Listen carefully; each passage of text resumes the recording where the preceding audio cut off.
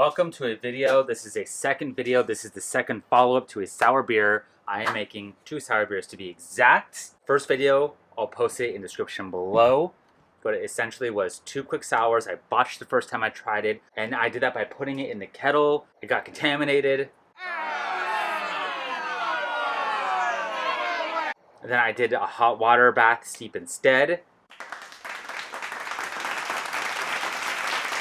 But it was just 2 row, that's it. And here I am right now. What I am doing is gonna add the fruit portion of it and then the tasting of it in the same video. I'm also gonna dry up half of it with some Galaxy.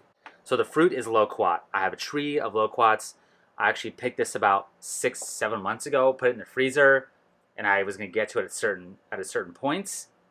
And here I am. So I got my loquats ready to go here. The problem is they're really brown and terrible looking. I did thaw them from the freezer. Let me just show you this. How terrible is that? It does not look good. I don't see mold on it. It smells okay. They got brown even in the freezer after a while. I think they're just really oxidized. I think that's the only problem with it. So, you know how like a peach turns brown or like avocado? I think that's all that's happening. But I have a pound of it. I have a gallon. I'm gonna add it in there. Probably only for a couple days. I don't want it to get mold on it. Usually in a couple days, the fruit does enough for what I've noticed. People do it for weeks, which I understand too. It's probably better to go a couple weeks anyway. But I don't have a way to submerge this. I did pour some vodka in it too. Let it soak in that for a little bit. I tried to get it off as much of the skin as I possibly could and get just the meat of it. So I did peel these. Some of them do have the skin on them still. Should be fine. It smells a lot like tea, which is really bizarre. But I'm kind of just smashing them in here. And they're going to float back up to the surface, which is fine. Alright, well, there it is. The fruit has been added. Full pound per gallon, which is usually what I do for my thicker fruits like this. I usually go less like if it's like a strawberry or something like that. Maybe closer to like half a gallon, or half a pound I should say, per gallon. And I'm also going to dry hop the other one as I said. And then I compare the two at a tasting. So let's go to the tasting now and compare the two and see if this ended up being good. We are here. Took forever. I think I brewed this August 8th or August 10th or something like that. And it is October 10th. 2 months to make a sour, which should have been a couple weeks. But these things happen. So I'm not going to blind these because I think they'll be pretty obvious. This is the dry hop sour, I should say. And we got the loquat sour. I've let these really carbonate for a while because sour beer can have a hard time carbonating. I did mention that in the first video. Why that is because low pH, yeast have a hard time eating basically and carbonating. This one is actually a little bit less, the loquat one. But it's still carbonated. These are very, very, very clear though. They look about the same to me. Yeah. So let's get the dry hopped one first. It smells kind of weird. It smells kind of musty.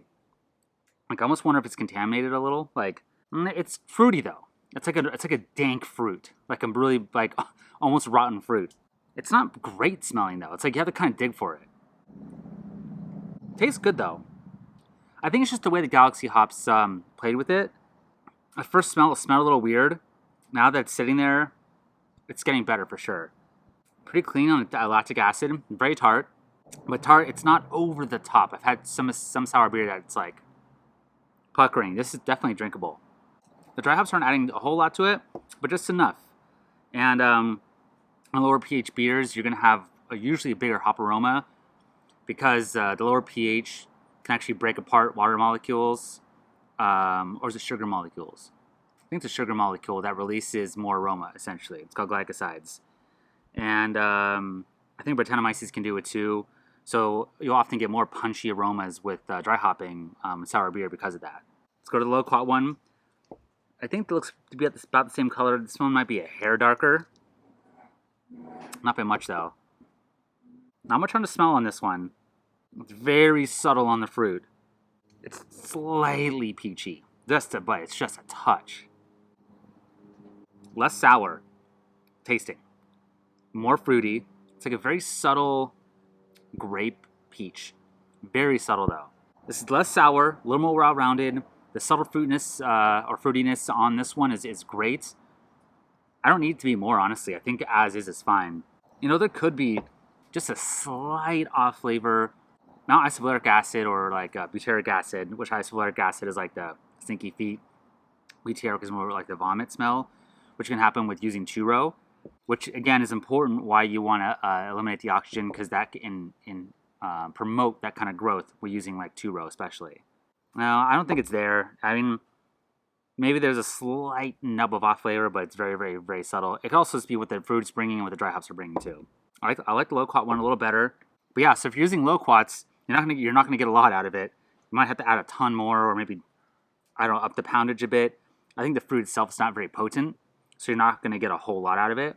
And yeah, both very drinkable. Well, there you go. I turned out a beer that was originally horrendous. By horrendous, I mean completely wrong and grew some sort of weird moldy thing on it. Was more like an alien grew on it. And then redid the brew day. And you can use the claw hammer system for sure. If you could put it in a container and you do a hot water bath and just turn it on at 100, 115 for 3 to 4 days. You can use churro, yogurt, commercial pitches, probiotics, and all that stuff. So that is a way you can do it with the claw hammer system. There you go. So yeah, thank you for watching. Like, subscribe. I saw a merch below. If you want to buy a shirt, I'll link that there below as well. Stay tuned for more. And definitely keep getting weird.